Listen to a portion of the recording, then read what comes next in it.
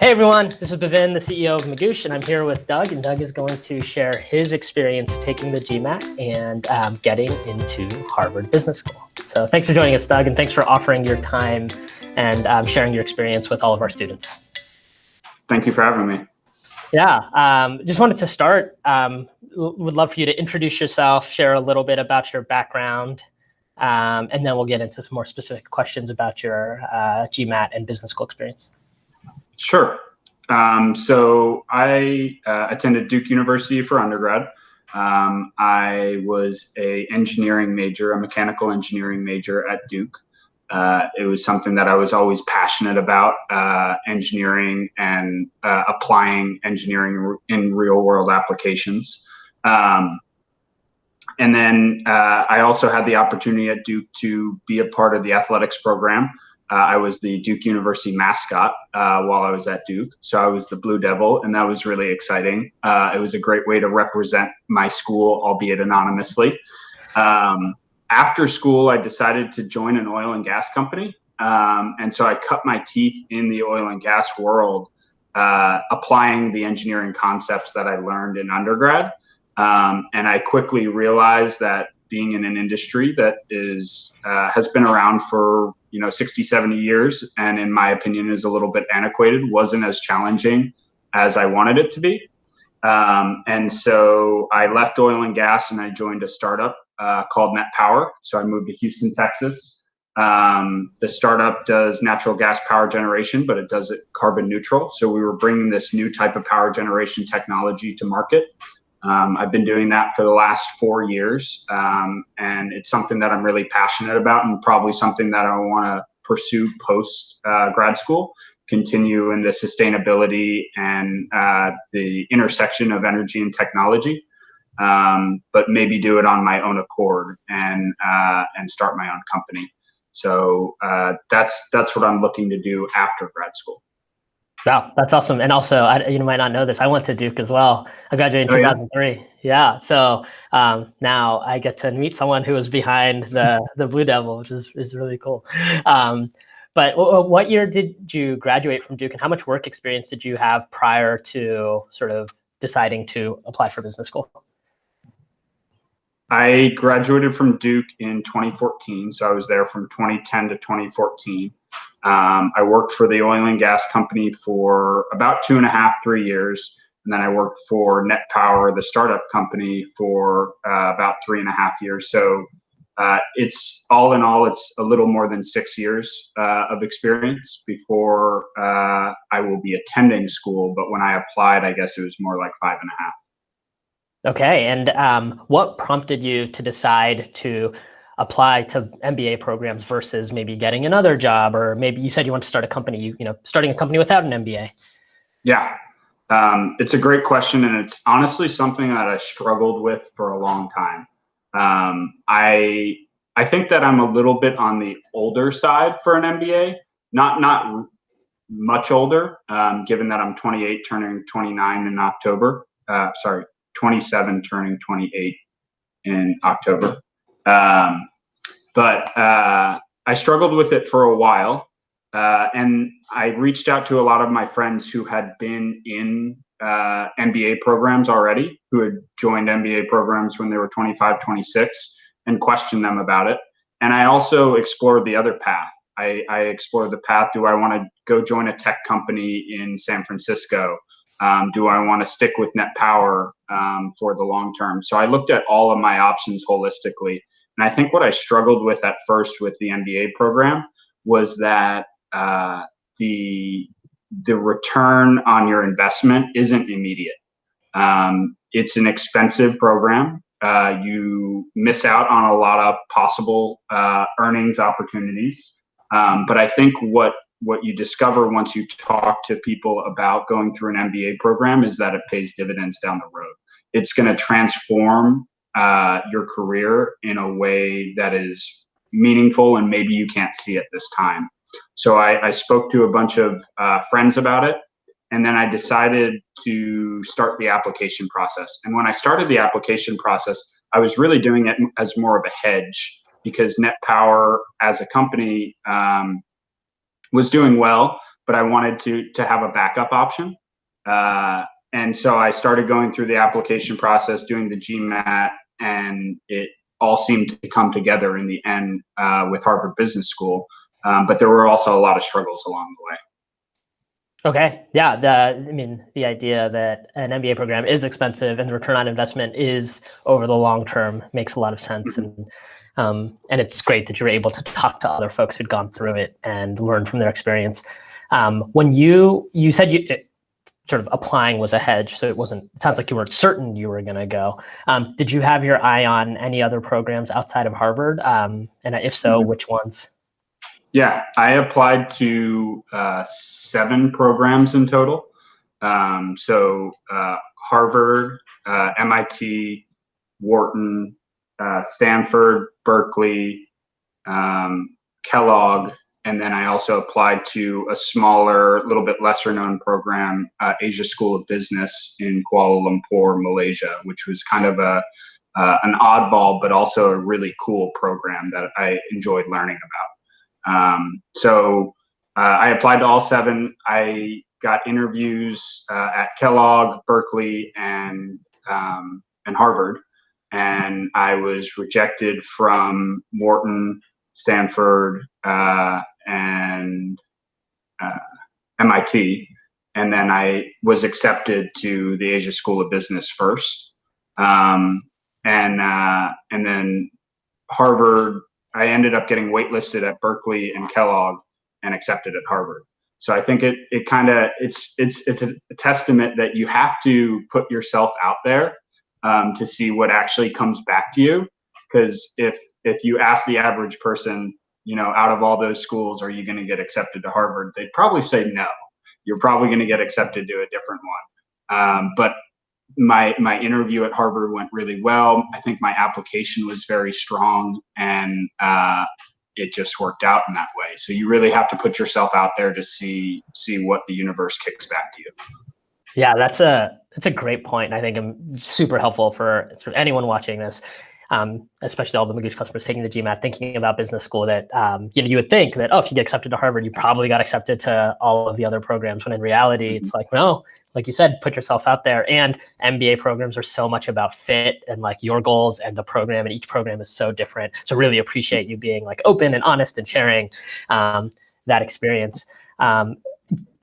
Digging into that admissions process a little more, did you seek out any help? Did you use any consultants or third-party tools, or did you sort of go at it alone? So I had a bunch of friends that actually used third-party consultants, and third-party consultants are expensive, and I decided against it. And I decided against it because I thought that I had the strength of my application was my experience, my unique experience at Net Power, working at an energy startup.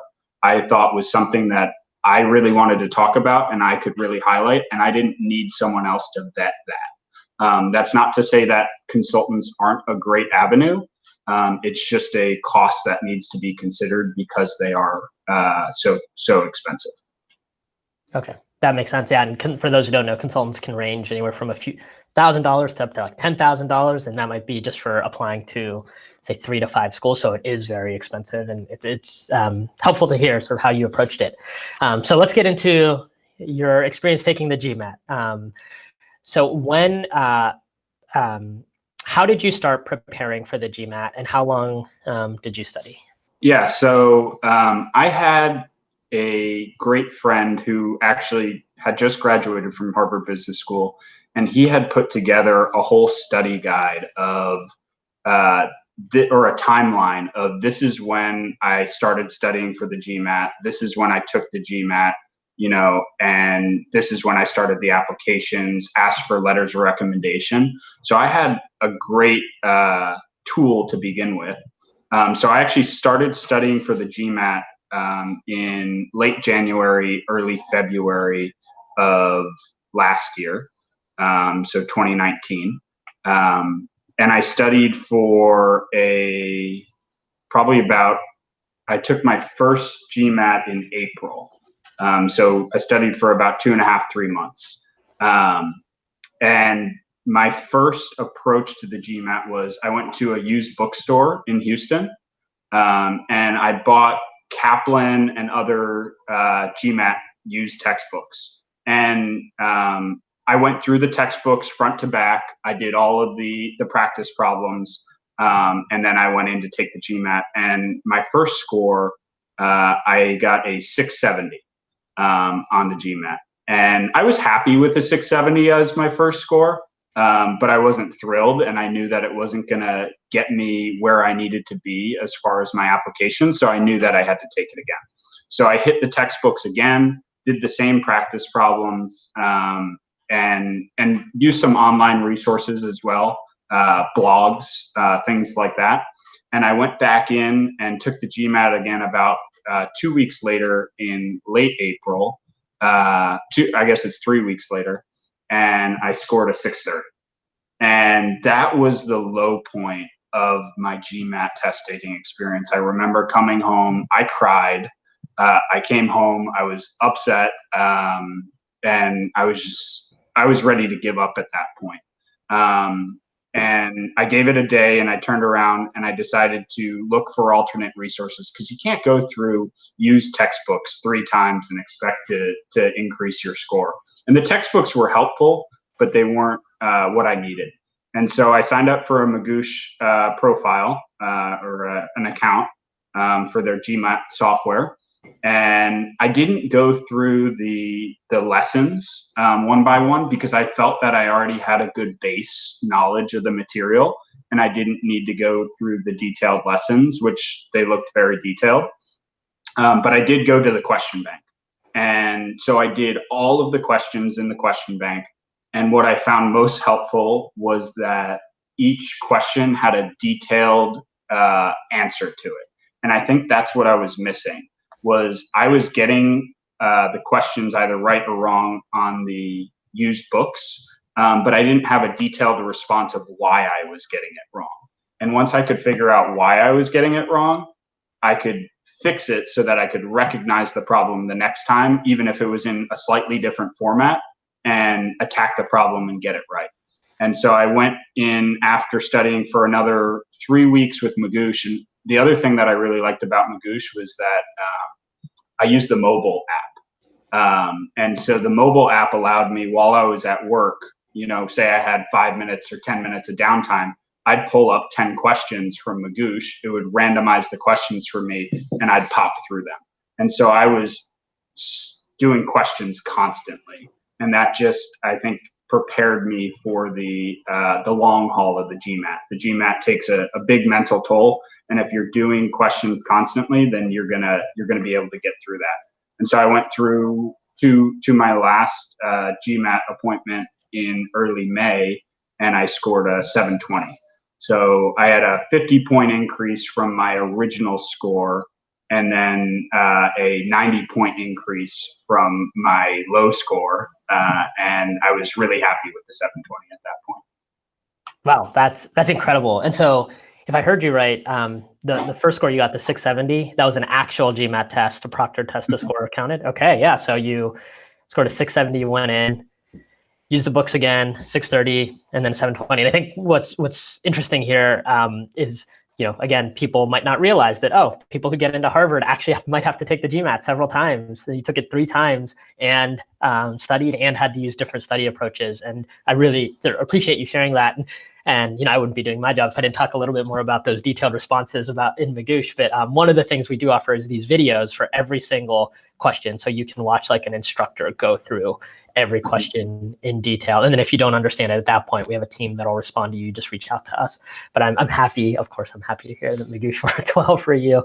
And those score improvements, I mean, even a 50-point improvement off your first score is great. And I know, one of the things about MBA admissions is the GMAT score is part of your overall application, and many other things factor in. But it's not like, if you score a 750, a 760, that guarantees you acceptance. It's sort of, if you can kind of clear the 700, 710 mark, then you're kind of checking the GMAT box. And then it's really the rest of your application, how well you fit in with the school. And so I think, clearing that 700 mark is a tremendous achievement. So I guess now, sort of reflecting on your prep experience, and your general sort of admissions experience, if someone's going through this now, you having gone through it, what would you sort of recommend to them for both the GMAT and then also the entire sort of application experience? Sure. Specific to the GMAT, I was approaching the GMAT and my MBA admissions process in a way that it was a backup plan or a hedge, and I wasn't completely positive it was the right decision for me. And because of that, I wanted to minimize my expenses going in to the GMAT and then also into the application process. I knew that I would have to pay the application fees for the applications for each school, but I knew that I didn't want to spend a lot of money on the GMAT, and that's where the used books came in. And the used books were inexpensive and they were helpful, but looking back at it, if I went straight to Magoosh, I could have gone through the actual tutorials and the information section of Magoosh, and I think that would have been more detailed and helped my initial score. I don't know that Magoosh would have gotten me the score that I wanted the first time, but I think Magoosh had the ability to get me where I wanted to with the score. And so the sunk cost of putting in $300 to spend on your GMAT test prep experience is totally worth it. And I think it will pay dividends in the end. And it's a drop in the bucket compared to what you're going to spend overall on the entire application. And then the second part of your question was with regards to the MBA application process. I think the biggest thing for me was that I wanted to highlight my work experience and my individual experience in the energy sector, specifically in a startup role, and how we brought this company from a company with an unproven technology to a company with a proven technology that is bringing this new and impactful technology to market. And that's what I wanted to highlight throughout my application and in my interviews. And so I think for every individual applicant, you have to pinpoint what you're passionate about and why it's important. And if you can do that, then you're going to shine in your application and you're going to shine in your interview. And then the GMAT is just going to be a checkbox that you need to get, that needs to be checked so that you can get your interview going. That's great. I appreciate sort of the depth of advice, both on the GMAT side and on the application side. And one thing that sort of just occurred to me as you were talking about your GMAT prep is, if whether it's Magoosh or something else, if you're choosing something that sort of might cost a little more upfront, you also save money on the retakes potentially. And the GMAT, taking the GMAT isn't, unfortunately, it's not free. And so that's just another place you can save money. And so I think it's really insightful. And I think you're right, it's a drop in the bucket compared to the overall sort of expense and the ROI. I'm curious, as you were prepping, did you use any of the official GMAT prep exams prior to taking the test? That's something we often recommend, and there's 2 free ones. So just curious if that was part of your prep experience. Yes, now that you mention it, I do remember I used both of the free tests, and I also purchased, I believe, 3 additional tests, and those were helpful. They were helpful in getting used to taking or doing a bunch of questions consecutively, and understanding what the level of questions are, how hard they're going to be in the actual test versus what's provided on Magoosh, because some of the hard questions on Magoosh are more likely more difficult than what you're going to see in the exam. So if you can conquer those, then you can conquer the ones in the exam. Yeah, that's great advice, and also interesting to hear that you took both of the free ones and 3 of the paid ones. For those who don't know, no test prep company can use official GMAT questions, so we all make up our own and try to get it as close to the exam as possible and do a lot of research behind that. But ultimately, there's no better resource than for taking a practice test in these the MBA's exams. And then, if someone ends up purchasing a Magoosh package, you actually can get a discount on those paid MBA exams now, which I don't think was available at the time you used Magoosh, but it is now available for someone else. So sorry about that, but for new folks, we do have a discount on those paid MBA exams. Well, thanks for sharing your story. I mean, to me, it's just amazing to, you think about the prototypical Harvard MBA student of like, oh, crushed the GMAT on the first try, got into every business school that they applied to. And I really appreciate you sharing sort of more of the behind the scenes of what that looks like. And the fact that, you don't get accepted to every program, or you don't necessarily crush the GMAT on the first try. And I think that candor is sort of what people need to hear to stay like hopeful and inspired. And so thank you for taking the time. Thanks for having me. I really appreciate it. Yeah. All right. And for those of you joining, we're actually going to offer, or those of you watching, we're actually going to offer a discount on Magoosh. So if you use the code Harvard20, you can get 20% off for the next week. And then after that, sort of we'll remove that code. And so just wanted to let anyone watching know that you can actually get a discount on Magoosh for the next week. All right. Thanks.